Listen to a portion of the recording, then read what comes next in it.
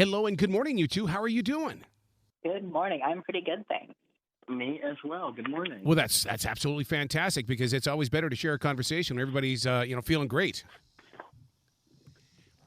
How are you doing today? Absolutely fantastic. What a great opportunity for you to continue to exercise your voice. And because we live in a society where it's, I remember my father would always say, pipe down, pipe down. No, no, no, no, no. Nobody needs to know what you're thinking about. And we needed people like you, Gavin, to be able to step forward and say, hey, look, we need to talk about this and we need to make some changes.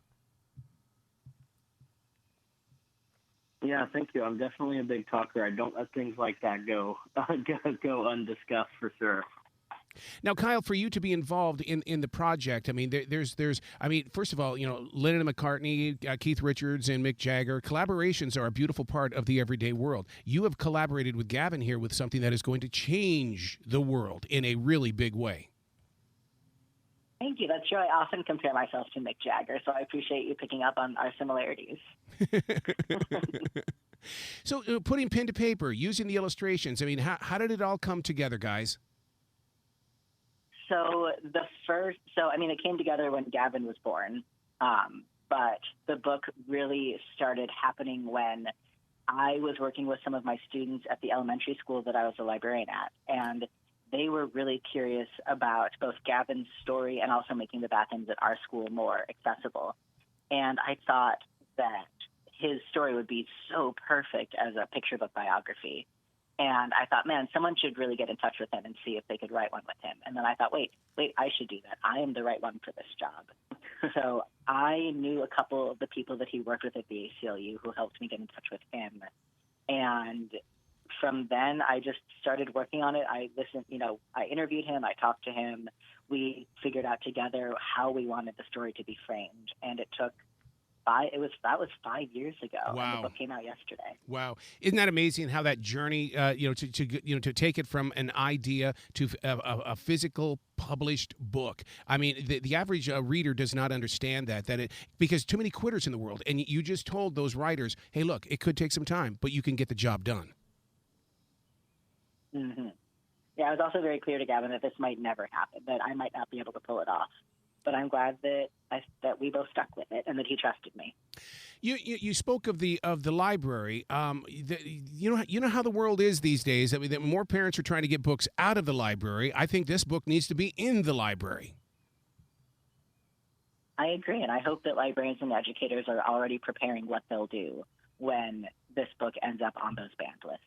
If it doesn't end up in a library, kids are going to bring it to school. No matter what, it's going to be in class.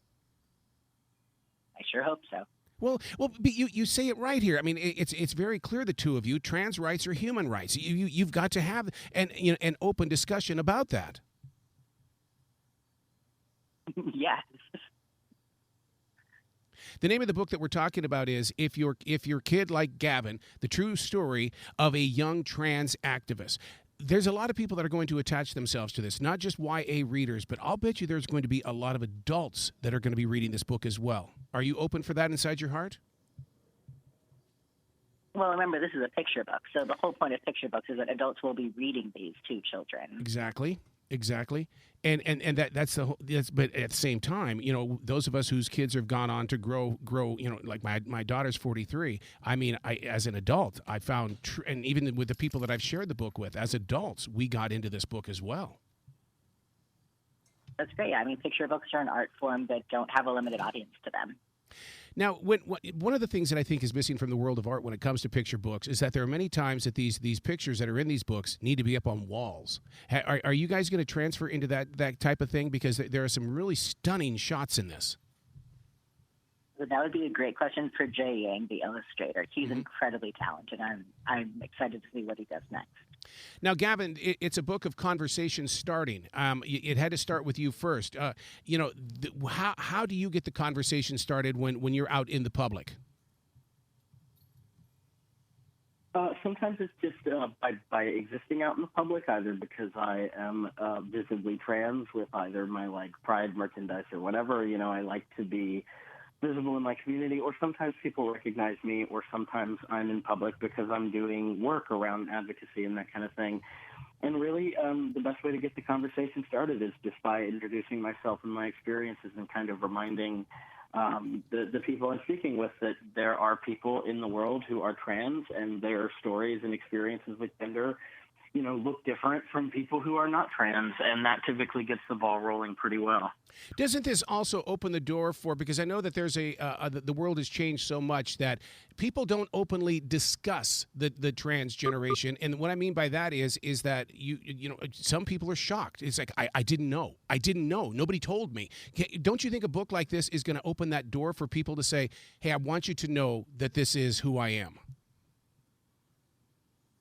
Yeah, I definitely hope so. I think for kids it can be scary and difficult to bring these conversations up, especially if they don't know that they're going to be supported. And if you have this book that is sort of this conversation starter that you can point to and you can say, look, these are some of the experiences I'm having. I mean, for me, when I heard the word transgender, I knew it was me right away. So I can't help but think that if I had a book like this on myself as a much younger kid, it would have helped me connect with who I was, so much earlier because I knew exactly who I was. I just didn't have the language for it.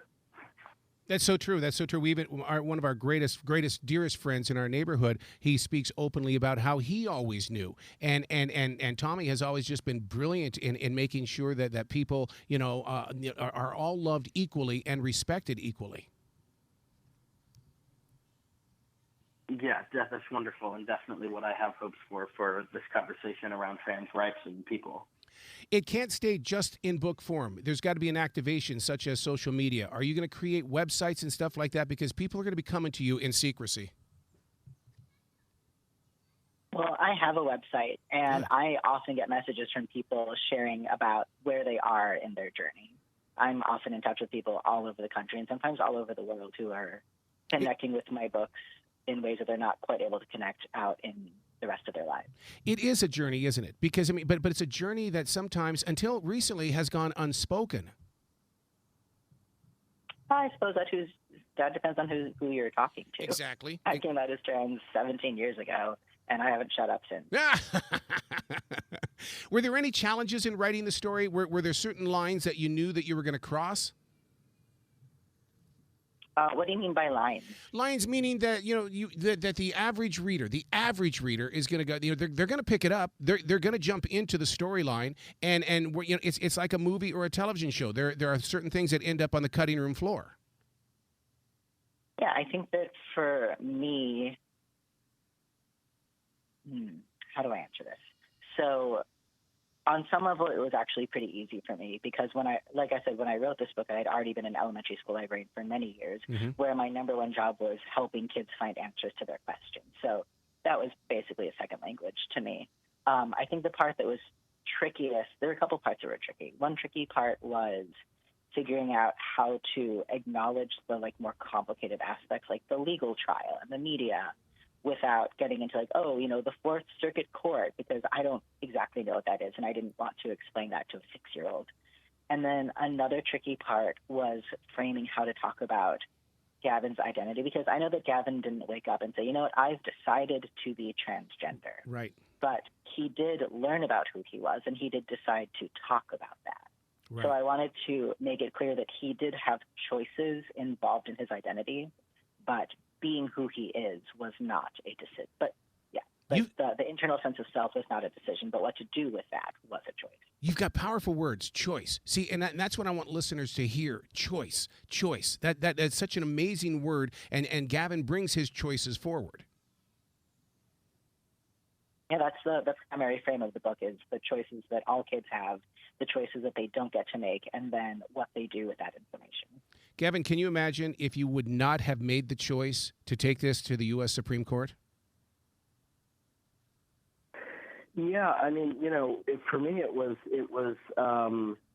I trained as a choice, and it absolutely was. And as an adult, I can look back on that 15-year-old and see that he, in fact, did make intentional and courageous choices. But at the time, it didn't feel like much of a choice. I felt like, I'm being discriminated against, and I'm not the type of person that's just going to let that happen without a fight.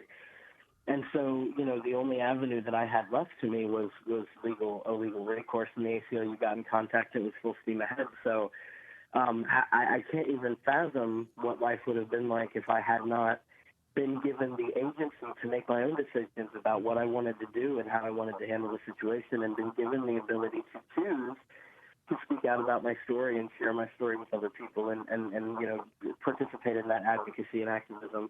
And truly, just my life would be so much less beautiful had I not done what I did. The name of the book is If You're a Kid Like Gavin, The True Story of a Young Trans Activist. And now here's one of the things that I studied and remember well about doing this is the fact that the subtitle of this is just as important, and it should be lived out as well.